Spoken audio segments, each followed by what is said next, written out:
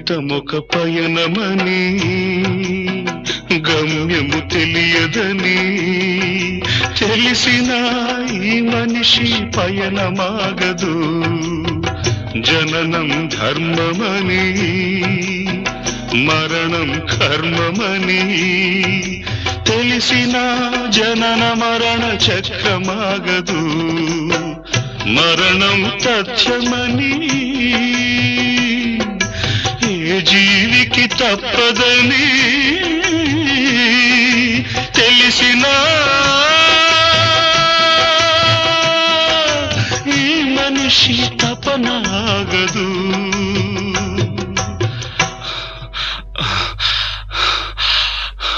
ఈ బ్రతుకు తపనాగదు. ఆగదు ఏ నిమిషము నీ కోసము.